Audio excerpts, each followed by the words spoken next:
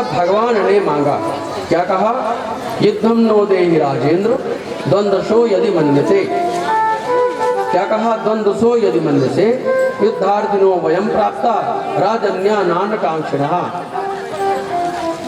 युद्धम no देहि राजेंद्र, कहा महाराज अगर कुछ देना है तो आप हमको भिक्षा में क्या दे दो? युद्ध दे दो। कहा ये पहली बार ऐसा भिक्षुक देखा हूँ जो युद्ध में भिक्षाटन में युद्ध मांग रहा है। इसके पहले जो लोग आते थे तो कोई हीरे मोती जवाहरात जमीन बैल सामाजिको मतलब जो समाज के उपयोग में जो वस्तु आती थी, जीविकोपार्जन के लिए जो साधन होते थे उन साधनों को मांगता है। पर आप तो युद्ध मांग रहे हो, आप कोई सांसारिक व्यक्ति नहीं हो। पहचान गए? क्या कहा? ना त्वया भीरुणा योग से युधि विप्लव चेतसा मथुराम सुपुरीम त्यक्त्वा समुद्रम शरणम गतः। कहा तुम तो वही कृष्ण हो जो छलिया का रूप था, छल करने वाला। कहा तुम तो किसी के पकड़ में नहीं आते हो, किंतु आज मैं तुम्हारा वध करूंगा। कहा तुम बहुत बड़े छलिया हो। बात सत्य है। भगवान बांके बिहारी क्या है?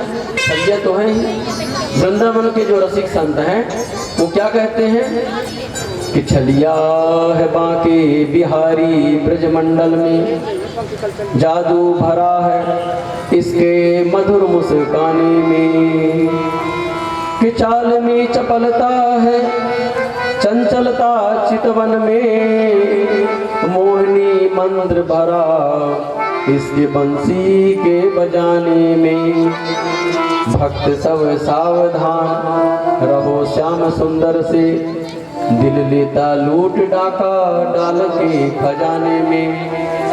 श्री राधा रानी का हुक्म है सब भक्तों को, इस चोर को बंद करो दिल के जेल खाने में। कहा भगवान श्याम सुंदर जो हैं वो हमारी योग्यता से, हमारी विद्वता से, हमारे स्वरूप से प्रसन्न नहीं होते। किससे होते हैं प्रसन्न? कहा दिल के जेल खाने में। हमारा जो हृदय है वो कितना पवित्र है। हमारा जो मन है वो जितना पवित्र होगा भगवान उतने ही जल्दी आएंगे। चूंकि प्रसंग में बताया गया था कि तन पवित्र सेवा किए धन पवित्र किए दान, मन पवित्र हरि भजन से होय त्रिविध कल्याण। यानी मन की पवित्रता ही ईश्वर की प्राप्ति का मार्ग है। जरासंध ने कहा कि तुम तो वही छलिया हो जो युद्ध से भाग करके और समुद्र में जाके छिप गए हो। मैंने सुना वहां तुमने घर बना लिया है, तो मैं तुम्हारे साथ नहीं लड़ूंगा। और ये अयम तो वैसा तुल्यो ना दिसतो न मे समः। कहा मैं अपने बराबरी वालों से युद्ध लड़ता हूँ। कहा ये अर्जुन जो है, अर्जुनो नाम भवेद योद्धा भीमस्तुल्य बलो ममा।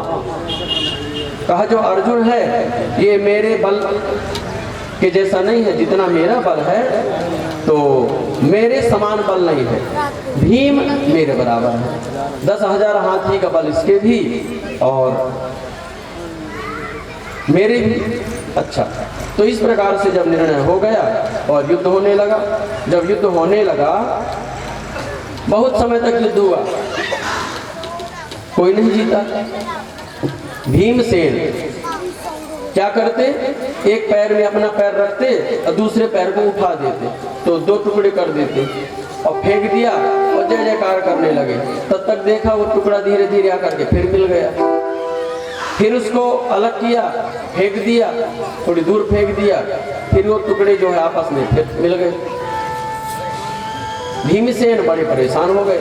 कहा मैं तो इसको अलग कर रहा हूँ, इसके बाद भी ये जुड़ जाता है, बात क्या है? तो भगवान की तरफ देखो। भगवान ने कहा कि मेरी तरफ देखने की जरूरत तो सबको पड़ेगी, कोई कितना भी बलशाली हो, जब तक वो मेरी ओर नहीं निहारेगा तब तक कल्याण नहीं है। भीमसेन ने देखा भगवान की तरफ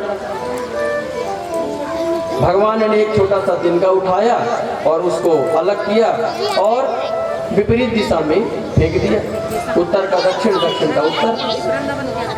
समझ गए? भीमसेन ने देरी नहीं की, एक पैर में पैर रखा और दूसरे पैर को हाथ से उठा दिया और अलग अलग स्थिति पर फेंक दिया, नहीं जुड़ा और उसका वध हो गया, मारा गया। ये जो जरासंध बारहद्रथ नाम के राजा थे, ये उनका लड़का था। कभी जब उनका विवाह हुआ बारहद्रथ का, तो घर में जो देवी इत्यादि होती है हमारी, है ना, अपनी कुल देवी होती है, उसका पूजन नहीं करवाया गया। तो जब पूजन नहीं करवाया तो देवी रुष्ट हो गई। कालांतर में जब बच्चा हुआ तो दो फांके का वो दो भाग थे उसके। लोगों ने देखा, कहा वैसे बच्चे को कौन रखेगा, कहा किनारे डाल दोगे, तो बाड़ी के पीछे डाल दिया। जब बाड़ी के पीछे डाल दिया, रात्रि का समय था, तो जरा नाम की एक राक्षसी थी जो उनकी कुलदेवी थी, उसने देखा तो बच्चे के पैरों की देखा, मस्तक पैरों की रेखा देखा, मस्तक की देखा और हाथों की रेखा, कहा ये तो चक्रवर्ती सम्राट होगा, बड़ी शक्ति होगी इसकी। तो उसने अपनी शक्ति से उनको जोड़ दिया। तो जरिया संधि कृता इति जरासंधा, यानी जरा के द्वारा जिसकी संधि की हुई, जोड़ दिया। अब ये है क्या, जो जरासंध है एक्चुअली ये मैग्नेटिक फील्ड है, जो मैग्नेट होता है उसको अगर हम टुकड़े कर दें और जब आपस में उसको हम जोड़ते हैं, नॉर्थ साउथ रहता है ना, तो उसमें एक पार्ट ऐसा रहता है जिसको आप आपस में जोड़ोगे तो नहीं जुड़ेगा, और दूसरे भाग में जोड़ोगे तो जुड़ जाएगा। अगर आप अलग अलग करोगे तो फिर नहीं जुड़ेगा। तो जो जरासंध था वो भी रात्रि के समय वहां पड़ा रहा, उसके अंदर भी जो विद्युतीय चुंबक था, चुंबकीय शक्ति थी, वो उसके अंदर समाहित हो गई और उसी प्रकार वो जब तोड़ते, वो जब उसका वधन करते थे, उसको तोड़ते थे, अपने आप चुंबक के जैसे जुड़ जाता था। और जब उसको विपरीत दिशा में फेंक दिया तो चुंबक भी जो है वो आपस में नहीं जुड़ते और ऐसे वो उसका वधन हो गया।